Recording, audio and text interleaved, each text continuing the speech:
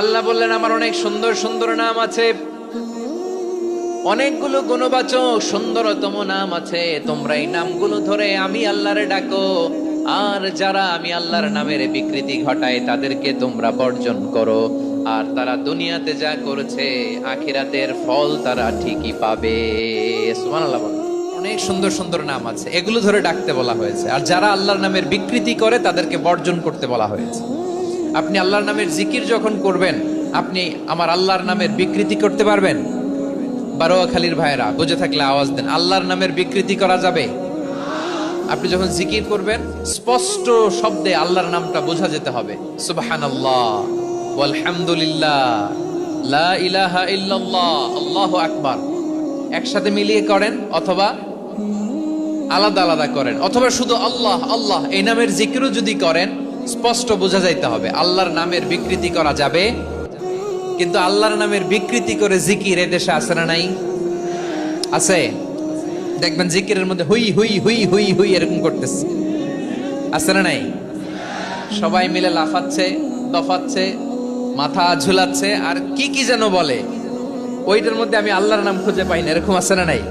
হ্যাঁ, হই হই করে কিম্ভূত কিমাকার অদ্ভুত আওয়াজ করে তারা জিকির করে, সেখানে আল্লাহর নাম নাই। এই জিকির আল্লাহর কাছে গ্রহণযোগ্য হবে? আল্লাহ বলেন ওয়াযারুল্লাযীনা ইউলহিদুনা ফি আসমাইহি, খবরদার আমার নামের যারা বিকৃতি ঘটায় তাদেরকে তোমরা বর্জন করো। এজন্য জিকির যখন করব সুস্পষ্ট ভাবে আল্লাহ তাআলার নাম সেখানে থাকতে হবে, ঠিক কিনা বলেন? আবার আল্লাহ বলেন যেমন মনে চায় তেমন জিকির তোমরা করো না। ফাযকুরুল্লাহা কামা আল্লামাকুম মা লাম তাকুনু তা'লামুন। তোমরা জানতে না, আল্লাহ তোমাদের জানিয়েছেন কেমন করে আল্লাহর নামের জিকির করতে হয়। যেমন আল্লাহ শিখিয়েছেন তেমন করে আল্লাহরে ডাকো, ঠিক কিনা বলেন? আল্লাহ তাআলা যেমন শিখিয়েছেন তেমন ভাবে আল্লাহ তাআলাকে ডাকতে হবে, ঠিক ওই পদ্ধতিতে আল্লাহ তাআলার নাম জপতে হবে। কোন পদ্ধতিতে সেটাও আল্লাহ বলে দিচ্ছেন।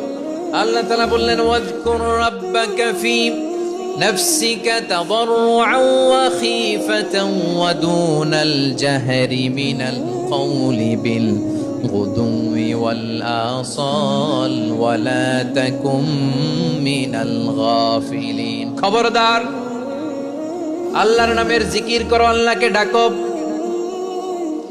ফি নাফসিকা মনে মনে, তাদাররুআন সবিনয়ে, খীফাতান ভীত বিহবল চিত্তে, দুনাল জাহারি মিনাল কওল অনুচ্চ স্বরে অনুচ্চ আওয়াজে। এভাবে আল্লাহরে ডাকলে সেই ডাকা কবুল করে নিবে কে?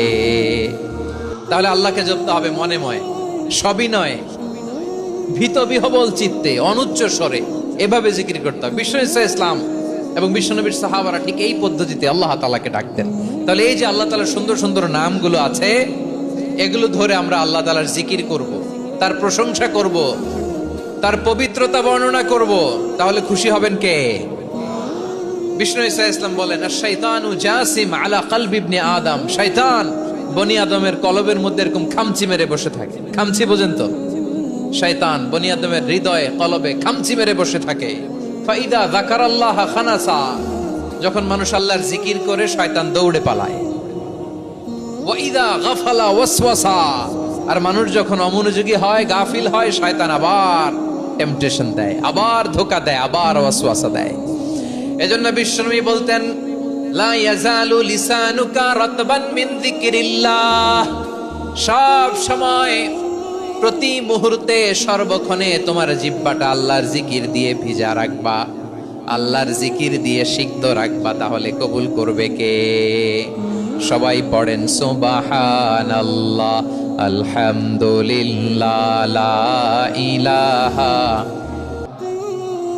সুবহানাল্লাহ, আলহামদুলিল্লাহ, লা ইলাহা ইল্লাল্লাহ, লা ইলাহা ইল্লাল্লাহ, মুহাম্মাদুর রাসূলুল্লাহ সাল্লাল্লাহু আলাইহি ওয়াসাল্লাম। প্রিয় ভাইরা, আল্লাহ তাআলার অনেকগুলো নাম আছে। আল্লাহ তাআলার এই নামগুলো ধরে তার নাম আমাদের ডাকতে হবে, জপতে হবে। বিষ্ণু ইসলাম বলেন ইন্না লিল্লাহি ৯৯ ইসমান মিআতান ইল্লা ওয়াহিদা। আল্লাহর রয়েছে 99টা নাম, এক কম 100। এক কম, হ্যাঁ, আমরা বাংলায় বলি না যে এক কম 100, মানে আসলে কয়টা? 99টা। বিশ্বনবী বলেন আল্লাহর 99টা নাম আছে, মিআতান ইল্লা ওয়াহিদা, এক কম 100। মান আহসাহা দাখালাল জান্নাহ, যে ব্যক্তি 99 নাম মুখস্থ করে তার সিনার ভেতরে রাখবে, আল্লাহ তাআলা তাকে জান্নাত দিয়ে ধন্য করে দেবে। এবার বলেন আল্লাহর নামগুলো জানার দরকার আছে না নাই? এই নামগুলো আমরা জপব, মুখস্থ করব।